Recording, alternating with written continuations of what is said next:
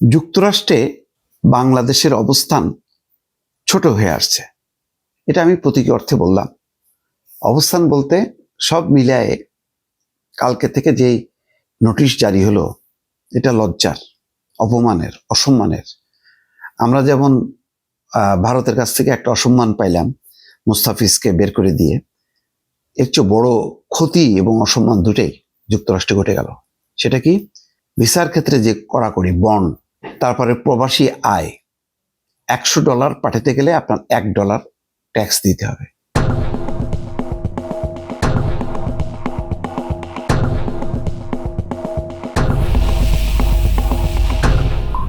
তাহলে আবার সেই হুন্ডি মানে হচ্ছে সরকারের ইনকাম লস। এখানে প্রবাসী আয়ের ক্ষেত্রে কিন্তু কখনো কখনো যুক্তরাষ্ট্র থেকে পাঠানো রেমিটেন্সটা ছিল সর্বোচ্চ। সেই জায়গায় আপনি $100 যে অতিরিক্ত $1 ট্যাক্স, এবং চলতি বছরের প্রথম দিন থেকে এটা কার্যকর হয়ে গেছে অলরেডি। তাহলে যারা পাঠায় মনে করেন $1000 $10, এবং এইভাবে যদি আপনি হিসাব করেন যারা 5, 10, 15, 20,000 এই হয়, তার একটা বড় একটা অংশ কিন্তু চলে যাচ্ছে। এটা যদি প্রবাসীরা ভিন্ন পথ পায়, সোজা পথ, সেই হুন্ডি, এটা তো আর কঠিন কিছু না, সহজ। তাহলে মানে প্রবাসের কষ্টার্জিত অর্থ তারা $1 কেন 50 সেন্টও বাঁচানোর চেষ্টা করে। তাহলে এখন ওই রেগুলার যেই এর থেকে আসতো, সেই জায়গার থেকে কিন্তু একটা ঠাস করে এখানে কিন্তু ধস নামবে। আমি শঙ্কা করছি হয়তো সেটা সবচেয়ে বড় একটা ক্ষতি। তাহলে টাইট হয়ে গেল এই জায়গা থেকে সরকার ক্ষতিগ্রস্ত হলো, প্রবাসীরাও ক্ষতিগ্রস্ত হলো। এই যে তারা বৈধ পথে পাঠালে তার একটা রেকর্ড থাকতো, তারা নিজেরাও বলতে পারতো যে আমি দেশে এত টাকা পাঠাইছি, তাই না?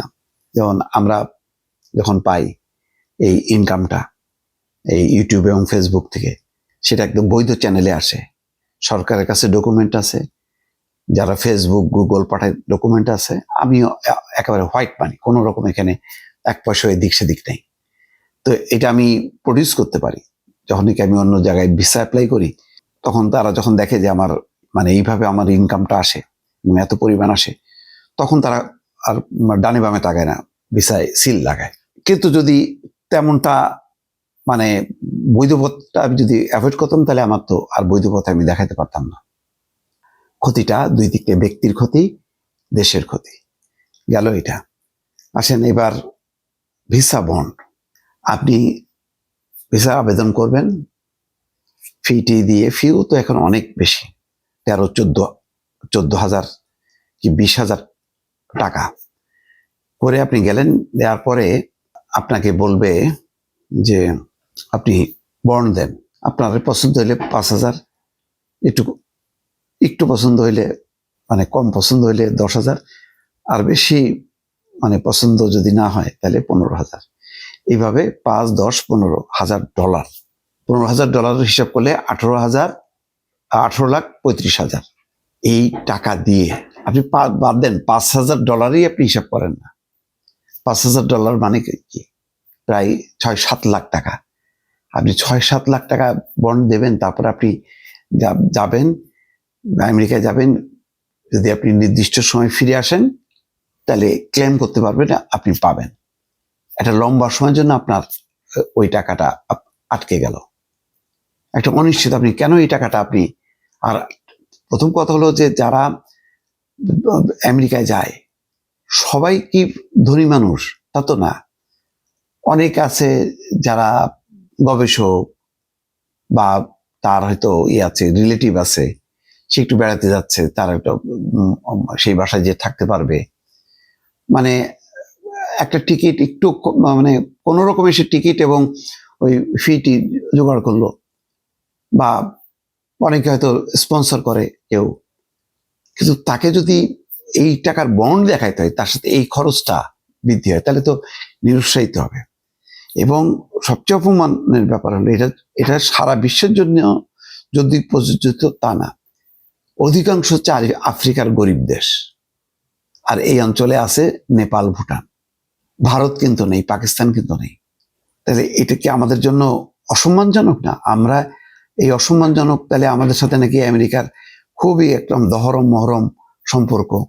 আপনি নামগুলি দেখেন, Algeria, Angola, Antigua and Bermuda, Benin, Burundi. আমরা বুরুন্ডি, রুয়ান্ডা এই সমস্ত নিয়ে উপহাস করতাম, এখন আমরা তাদের কাতারে চলে আসছি।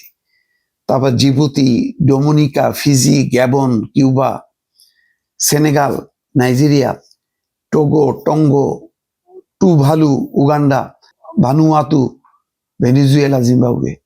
এইগুলি আমাদের জন্য খুবই খুবই অসম্মানজনক। এটা আমরা একটা মিথের মধ্যে থাকি যে আমেরিকা বোধহয় আমাদের একেবারে ঠিক আছে, ভারত নাই তাতে কি আছে, আমেরিকা আছে। কই, আমেরিকা থাকলে কোথায়? এখন তো বোঝা যাচ্ছে যে আসলে তৈরি পোশাকের ক্ষেত্রে আমাদের যে শুল্কটা মানে একটা মিনিমাম পর্যায়ে রাখার পেছনে কারণ হলো, যদি বাংলাদেশের শুল্ক বাড়ায় তাহলে কাপড়ের দাম বেড়ে যাবে। তো সেই কারণে বোধহয় তারা ট্যাক্সটা এই ক্ষেত্রে কমাইছে, যাতে আমরা কম পয়সায় মানে কাপড় পাঠাতে পারি তৈরি পোশাক, এবং আমেরিকানরা যাতে পড়তে পারে। আমরা তো আহ্লাদে যেই ভারতে বসাইলো 50%, আমাদেরকে মাত্র 20% নাকি 21%, খুব খুশি আমরা। আসলে অনেক হিসাব নিকাশ আছে যেগুলো আমরা মনে করি নিজেরা আমরা খুব মানে খাচ্ছি আর কি, মানে সুখে খুব মানে দিন কাটাচ্ছি আর কি, যে আমোদিত হচ্ছে। কিন্তু আসলে বিষয়টা তা না, এটা তো ওদের হিসাব নিকাশে। আপনাকে যে সম্মান করতেছে বাংলাদেশকে, মোটেও না, এইসব ঘটনা হচ্ছে তাই। নতুবা ওই আফ্রিকার ওই জঙ্গলের দেশের সাথে আপনাকে ঠেলে ফেলা দিছে। এখন কেমন লাগে? এখন টক্কর দিতে পারবো আমরা ভারতের সঙ্গে? ভালো থাকবেন, আল্লাহ হাফেজ।